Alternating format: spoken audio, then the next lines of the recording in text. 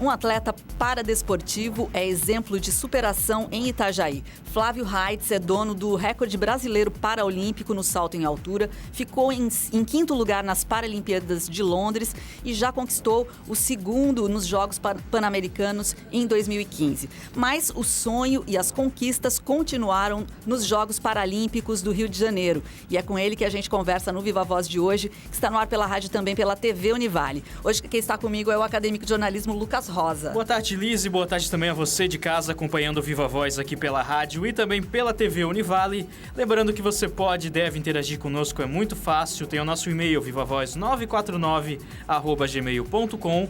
Tem também o Facebook, facebook.com/vivavozunivale e o Twitter e o Instagram, ambos @vivavozunivale. Isso mesmo. E então o nosso convidado de hoje é o Flávio Heitz, atleta paralímpico da Fundação Municipal de Itajaí. Também participa do Clube Roda Solta. Depois você explica melhor pra gente. Bem-vindo ao programa, Flávio. Boa tarde a todos os ouvintes. Boa tarde, Lisa. Boa tarde, Lucas. É um prazer estar aqui. Ainda mais depois de poder representar a cidade no maior evento paradesportivo do ano e nos últimos 4 anos, né? Oh, com certeza. Bom, a gente quer saber tudo, né, Flávio? Primeiro, me conta como é que foi a tua participação lá, qual foi o cenário que você encontrou, qual foi a tua experiência lá no Rio? Então, foi muito gratificante, né, num primeiro momento, poder representar todo o país nesse evento grandioso. Foi diferente, mais uma vez, mais uma competição diferente para mim. A gente costuma dizer que nenhuma é igual à outra, mas essa teve alguns quês aí a mais, alguns quesitos a mais. Principalmente a gente podendo contar com a torcida brasileira, né, com essa alegria, com essa energia que todo brasileiro passa. E lá não foi diferente. Eu acredito que no estádio, na noite que eu competi, que foi no dia 9, deveria ter em torno de 30 mil pessoas no estádio. Poxa. E você, como brasileiro, como patriota, poder competir ao som de Brasil, Brasil, Brasil, Poxa. Você tem que ter um autocontrole muito grande para não deixar a emoção bater e te atrapalhar, né? Mas, como eu disse, foi muito emocionante, muito gratificante. E a gente foi buscar objetivos audaciosos, sabendo que a competição teria um altíssimo nível. Infelizmente eu acabei virando o pé, não consegui aí alcançar os meus objetivos iniciais, mas o fato de você poder representar o teu país já é muito gratificante. Muito bem. Flávio, como é que é a preparação para uma competição desse nível, de nível internacional e ainda sediada na tua casa, digamos assim? A gente costuma dizer no nosso círculo de atletas, né, que a gente convive, que na verdade a gente vive Rio 2016 há 4 anos, né? A partir do momento que a Paralimpíada de Londres, que foi única, claro, eu acabei em quinto e tal, havia ainda uma inexperiência da minha parte enquanto atleta. A partir do momento que ela acabou, a gente começou a viver o sonho Rio 2016. Então, todas as nossas ações de lá para cá estavam voltadas a realizar esse sonho.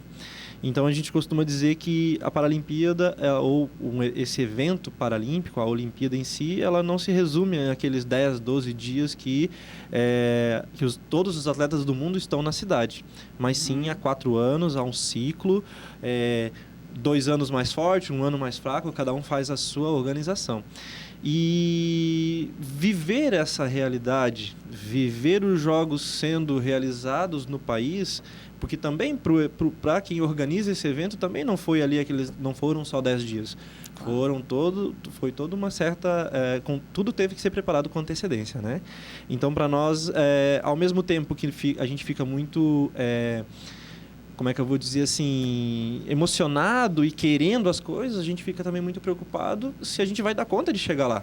Porque os índices, os critérios, eles são muito altos, muito elevados, de altíssimo nível, como tem que ser.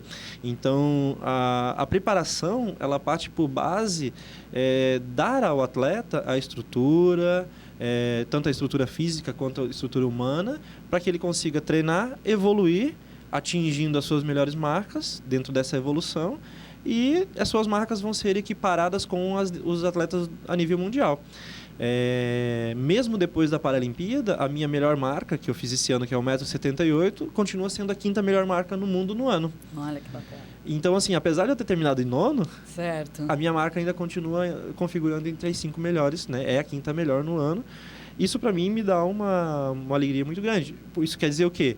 O nosso ritual pré-competição, a nossa evolução aconteceu. Não consegui repetir ela no momento que deveria, mas isso acontece. Com certeza. Agora, Flávio, bom, você é atleta na categoria salto em altura, né? Isso. Quais são as regras desse esporte? Explica pra gente que é leigo nesse assunto. Então, na verdade, o salto em altura é algo simples. Você tem que saltar o mais alto que você conseguir, dentro daquele sistema que a prova acontece. As regras do salto em altura, elas são duas, basicamente, assim, as principais. Você não pode derrubar o sarrafo, que é aquela barra que dá a altura que você está tentando saltar. Você tem ela até 3 tentativas para passar ela.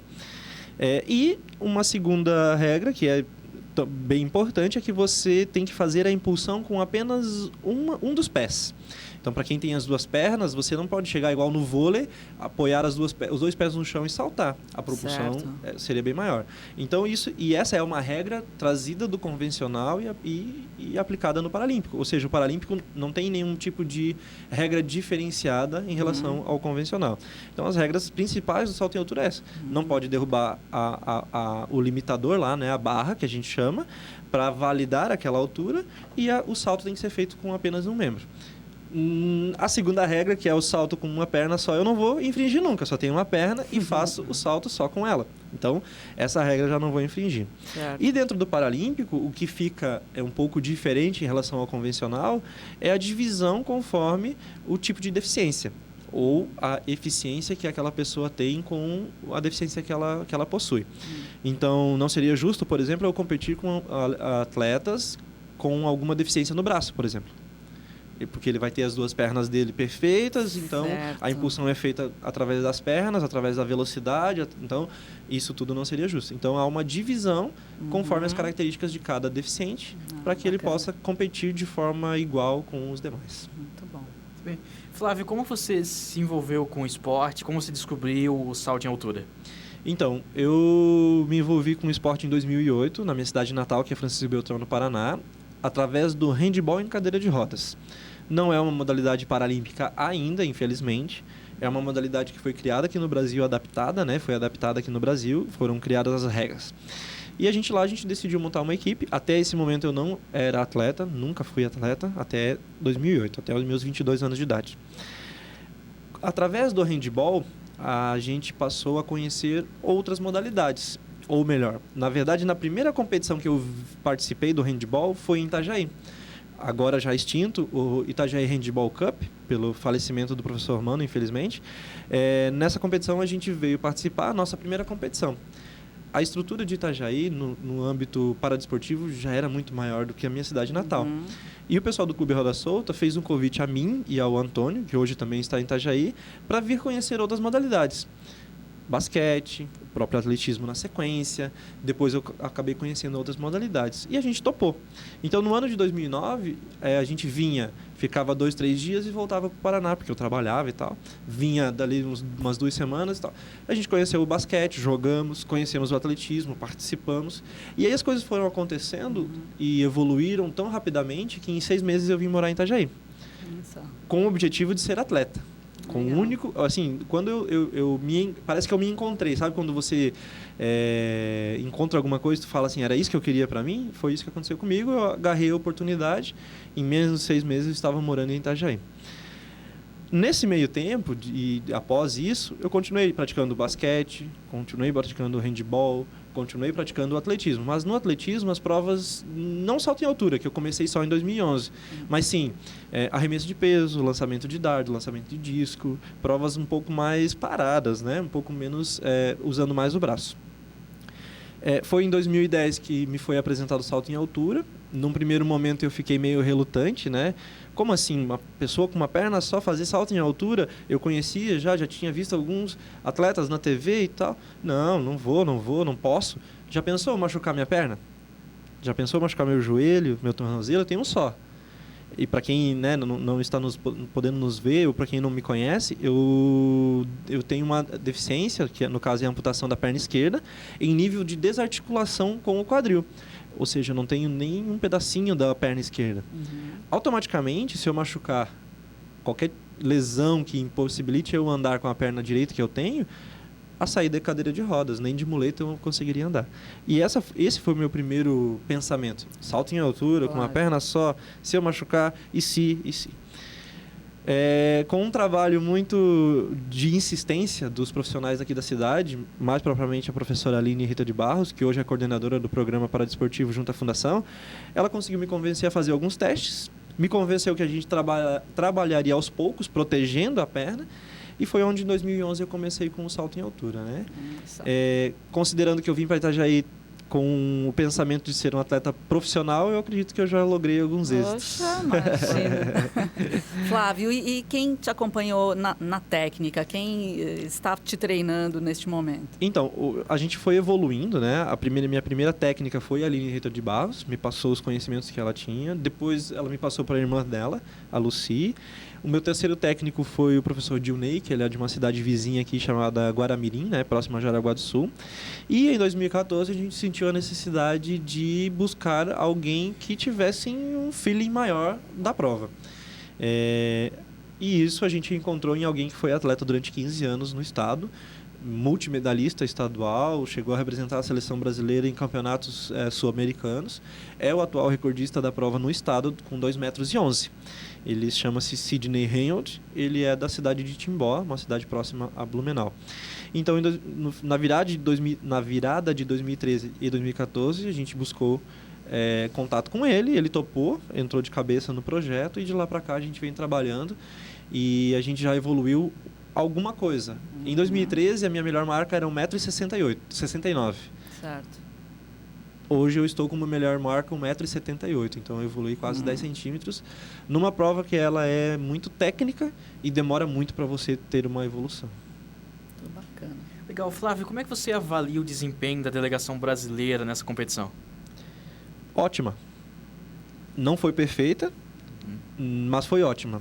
Dentro de uma perspectiva para a qual foi projetada. Então, assim, em número de medalhas, no final das contas lá, porque quem define é o ouro, não foi o suficiente para chegar na meta, que era audaciosa, do Comitê Paralímpico Brasileiro, de ficar entre as 5 grandes potências paradesportivas do mundo. Mas ficou em 8º, com o detalhe de que em Londres nós conquistamos 48 medalhas ao todo, nas Paralimpíadas de Londres. E na Paralimpíadas do Rio foram 72. E então eu avalio como ótima, como o resultado de algo que foi muito bem feito até ali.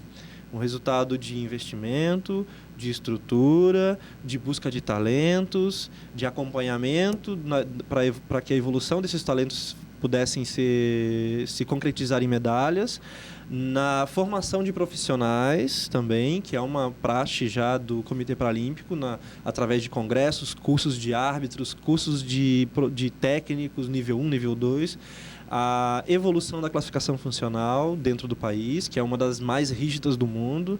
Então, foram várias características que levaram ao sucesso da delegação brasileira nesses Jogos. Bacana. Flávio, agora, como é que foi lá a estrutura? Todo mundo elogiou muito o Parque Olímpico, tudo, uma vila olímpica e tal. Como é que você avaliou? Estava tudo certo mesmo para vocês? Teve algumas críticas no início das Paralimpíadas, todo mundo acho que acompanhou. Como foi a tua visão? Então, eu acredito que não deixou nada a desejar. Erros acontecem, situações se resolvem, houveram situações na Olimpíada, foram resolvidas. Eu tive o prazer de estar em Londres, eu digo que não ficou nada a desejar em relação à estrutura de Londres. Os erros, eles acontecem, talvez a falta de experiência, um detalhe ou outro. Mas eu acredito assim, os ambientes que eu convivi, que foi a Vila e o Estádio Olímpico, no caso o Engenhão de atletismo, toda a estrutura estava praticamente impecável. Eu estava até comentando com o Lucas antes, nós estávamos em cerca de 6 mil pessoas dentro da Vila Paralímpica, né? Na Paralimpíadas. 4 mil e poucos atletas, mais os staffs e tal, árbitros, voluntários, e aí algumas pessoas que estavam lá. Eu não peguei fila para almoçar, para tomar café, para ir na academia, para ir na policlínica, para pegar um ônibus. A logística, nenhum atleta chegou atrasado em alguma competição. É claro, os atletas têm por mania já se anteceder ao momento, não vamos chegar em cima da hora. Claro. Mas, de qualquer maneira, a logística não deu errado. Então, Eu digo assim, não deixou nada a desejar. Ocorreram, sim, alguns equívocos, alguns erros. Por exemplo? Por exemplo, quando a gente chegou... A vila estava aberta desde o dia 31 ou dia 1º de setembro. A gente chegou no dia 4. Ainda no dia 4, haviam algumas operações dentro da vila de adaptação. Uma rampa que faltava aqui, um detalhe ali. Por exemplo, hoje já é lei, né, a calçada podotátil em vias públicas. Como lá vai ser um condomínio, a calçada não estava devidamente adaptada à pessoa que usa a bengala, a pessoa deficiente visual que usa a bengala para se orientar no espaço. Certo. Infelizmente, eles tiveram que fazer uma adaptação através da colagem de algum material de plástico na calçada para que pudesse ser feita essa orientação das pessoas com deficiência visual. Acontece, a lei ela obriga a calçada pública dentro do condomínio, fica ao encargo do projeto e dos engenheiros e da estrutura que o condomínio vai fornecer. Como lá, depois agora dos jogos, vai virar um condomínio, todos os espaços já estão vendidos, apartamentos e tal, eles não tiram essa necessidade, a gente tiveram que adaptar. Esse foi uma das coisas que a gente recebeu, assim, desses equívocos que tiveram que ser sanados durante o evento. Perfeito. Bom, intervalinho, a gente já vai voltar a falar com o Flávio Heitz, atleta paralímpico aqui de Itajaí, que esteve nas Paralimpíadas lá no Rio. Também já estamos de volta, hoje estamos falando sobre Paralimpíadas e o nosso convidado é o atleta Flávio Heitz. Flávio, bom, você já falou um pouquinho sobre a questão da emoção e tudo mais, né? Mas você vindo agora de volta, o que fica no teu coração mesmo, né? Dessa experiência? Você já esteve em Londres, é muito legal que você faz as comparações, é bacana a gente ter esse relato, né? Mas o que ficou mais forte para você? Então, a gente fica muito emocionado quando a gente compete, principalmente quando a sua família, os seus amigos, esposa, mãe e tal, tá assistindo, né? Assim, de imediato, a sensação que ficou para mim foi de frustração. Para mim, enquanto atleta, eu treinei, eu me dediquei, eu abdiquei de um monte de coisa para tentar dar o meu melhor lá. Eu sabia que seria uma competição de altíssimo nível, eu sabia que meus adversários também estariam muito bem preparados e que poderia acontecer de não ganhar um pódio, de não conquistar a medalha. Isso eu estava ciente. Então eu tinha como objetivo inicial melhorar a minha melhor marca pessoal, no caso, que é 1,78 m. Infelizmente, por conta da entorse no pé, eu acabei não concretizando esse objetivo, não chegando a melhorar a minha marca pessoal. E é por isso que eu fiquei com essa sensação de frustração. Não por não ter almejado e chegado próximo ou conquistado uma medalha, mas sim de não ter mostrado realmente o que eu poderia ter feito. Eu estava muito bem, o treinamento estava correto, 10 dias antes a gente havia feito alguns treinos um pouco mais fortes, tentando buscar alturas mais elevadas e as alturas estavam saindo com certa facilidade. Então, o que ficou num primeiro momento essa sensação de frustração, mas ela acaba sendo acalentada pela sensação e pelo fato de que a minha melhor marca pessoal é ainda a 5ª melhor marca do mundo, né? Então, o que fica depois de um tempo, você matutando e pensando o que eu poderia ter feito de diferente, o se não existe. Então, o que fica? Fica a emoção de poder ter representado o país frente ao público brasileiro com aquela energia, frente à minha família, que é uma das primeiras vezes que assiste a minha prova, com esse número de pessoas, frente a um ciclo que ele foi muito positivo, que foi muito positivo no sentido de resultados. Ele me forneceu a possibilidade de representar o país nesse evento. Se não tivesse dado certo, eu nem lá estaria. Eu queria perguntar agora, Flávio, de novo ainda a questão do público, até porque se a gente comparar com as Olimpíadas tradicionais, não teve a mesma divulgação na mídia, né, as Paralimpíadas. Como é que o público participou? Teve uma adesão legal? E também queria que tu falasse mesmo por que isso acontece? Por que as Paralimpíadas, mesmo o Brasil tem um desempenho muito bom, ainda não foi tão divulgado mediaticamente? Olha, basicamente não vende. A palavra é essa, não vende. Por que não vende? Porque não é futebol, porque não tem o rosto dos craques do futebol, porque não tem os rostos dos craques do vôlei, do basquete, não é... Entende? A diferença é essa, não vende. Se você colocar lá, é claro que essas coisas estão mudando. Se você pegar 4 anos atrás, era muito pior. Já houve uma grande evolução. E eu acredito assim, o que a gente não deveria estar fazendo diferente. O espaço ele vai sendo conquistado aos poucos. Por quê? Se os atletas estão tendo rendimento, alguém está vendo. Alguém trabalhou para isso, alguém está vendo, alguém está dando estrutura e em algum momento o público vai ter acesso a isso. De maneira conta-gotas, mas vai ter. E se a gente forçasse a barra para alguma coisa, talvez o público visse como, os coitadinhos. E não é essa a nossa ideia. Legal. Principalmente porque a gente não faz isso para tentar mostrar, tadinho do aleijadinho que está lá jogando a bolinha na cestinha. Não é isso. É uma pessoa que tem na sua vida profissional um atleta, que é um atleta, que treina diariamente, que abdica das coisas, que foca, que investe, que tem investimento, que tem estrutura, é uma pessoa com deficiência, atleta. Então, esse é o objetivo. E aí eu acho que é isso que fica da Paralimpíada. Talvez, depois dessas Paralimpíadas, a mídia como um todo passe a olhar diferente.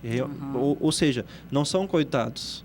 Não são pessoas que vão lá tentar conquistar um espaço na mídia, fazendo, sei lá, algum tipo de movimento contra alguma coisa.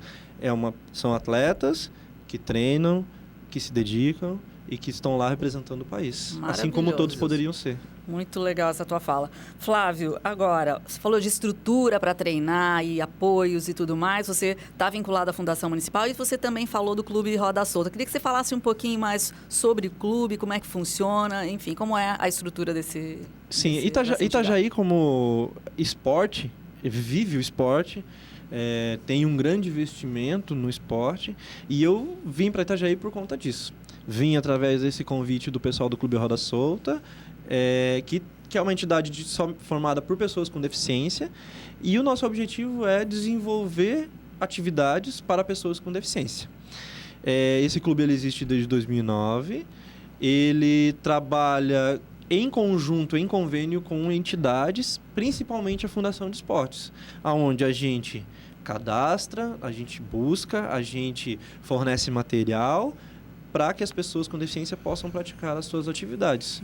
Quantas pessoas mais ou menos estão vinculadas ali ao clube? Hoje nós temos, assim, trabalhando direta e indiretamente com o clube, em torno de 40 a 50 pessoas. Por que eu digo? Às vezes a pessoa treina mais, dependendo do período do ano ele dá uma parada, ou viaja, ou... Então é meio sazonal. Existe uma competição no estado que a gente tem um pouco mais de enfoque que acontece no primeiro semestre. Então, em torno de 40 pessoas, assim, que são atendidas, né, vamos dizer assim, que fazem parte do Clube Roda Solta, de diversas modalidades. Atletismo, que é o meu caso, temos a natação, temos o tênis de campo em cadeira de rodas, temos o paraciclismo, temos a bocha paralímpica, temos o halterofilismo, temos, em conjunto com o pessoal do triatlon, o triatlon também, que está começando a ser desenvolvido, temos o halterofilismo, eu já falei, temos o handball em cadeira de rodas, já atuamos na paracanoagem, estamos com o projeto de desenvolver o para-badminton. Então, assim, são inúmeras modalidades que, infelizmente, não são vistas, porque a gente acaba executando elas nos locais de treinamento. Então, hoje, o que é o Roda Solta? O Clube Roda Solta são as pessoas.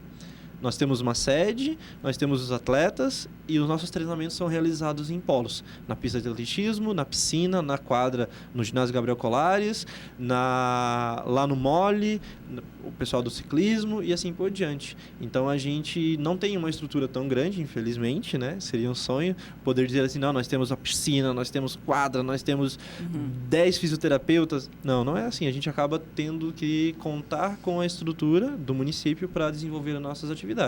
E a gente acaba atuando mais na parte de organização das atividades como um todo. A inscrição em eventos, a busca de materiais, a busca de incentivo financeiro e assim por diante. Legal. E qualquer pessoa pode participar do clube?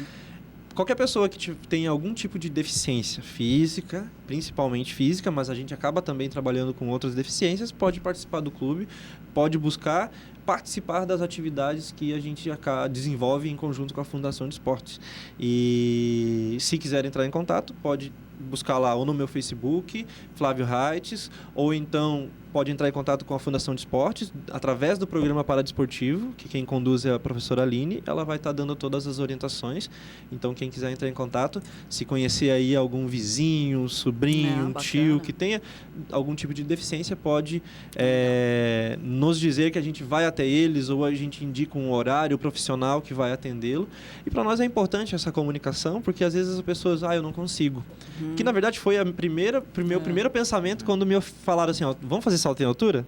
Eu não consigo, não posso, não, né? Vou me machucar. Na verdade, e uma outra coisa que eu digo assim, nem todas as pessoas são atletas. Todas as pessoas podem praticar esporte. Certo. Nem todas vão se tornar atletas. Os atletas, as pessoas com deficiência também. Nem todas as pessoas com deficiência vão se tornar atleta multimedalista, recordista e assim por diante. Mas o que impede elas de fazer uma atividade física? Perfeito. Isso aí. Sei, Flávio, agora eu queria falar um pouco sobre futuro. Pensando aqui com base no que a gente viu esse ano, em 2016, aqui no Brasil e até mesmo as suas experiências, o que você espera para Tóquio 2020? Medalha, ué. Olha que pergunta. Poxa, Lucas. Medalha. Adorei. Tu esperava outra resposta? Não. Já tá focado, então. É claro. Assim como aconteceu após Londres, a gente entra já num ritmo de organização, um ritmo de planejamento, já pensando em 2020. Não tem como ser diferente. Atleta é assim. Atleta não consegue entrar em alguma coisa para fazer meia boca, né? Se você vai participar, beleza. Mas se você é atleta de fato, com aquela gana, é como diz um amigo meu lá da seleção, o Thiago. Ele diz assim, a gente é tão competitivo, se a gente for jogar bolinha de gude, a gente vai brigar. Entendi. Tem que ter esse espírito da competição. Tem que ter, porque senão você acaba fraquejando, você acaba... hoje eu vou comer aquele bolo porque... amanhã eu recupero. Não, hoje eu não vou treinar porque eu tô com preguiça. Se você não tiver focado, não tiver esse espírito de competitividade, de evolução, você não chega lá. Para 2020, meu querido, é medalha. Nem que seja jogando bolinha de gude, eu quero medalha. Muito bom. Legal, a gente vai fechar com esse alto astral aí do Flávio Heights. Muito legal, parabéns por você ter ido lá e defender a gente. Muito bacana ver que você tem esse brilho, essa energia. Com certeza a Tóquio vai ser moleza. Obrigado a todos, obrigado pela oportunidade, mas principalmente obrigado pela torcida que todos os itajaienses mandaram para mim. Infelizmente a gente não consegue agradecer a cada um, mas eu tenho certeza que todos vão estar ouvindo, todos os que estão ouvindo que torceram por mim, eu agradeço muito. Toda essa energia dá a gente mais motivação para continuar lutando, continuar evoluindo e continuar representando os peixeiros aí de plantão. Legal. Que me adotaram e agora eu tenho certeza que vão se orgulhar muito de mim ainda. Obrigado. Valeu. É isso aí, muito obrigado, Flávio. Obrigado também a você de casa acompanhando mais um Viva Voz. Suas ideias em alto e bom som.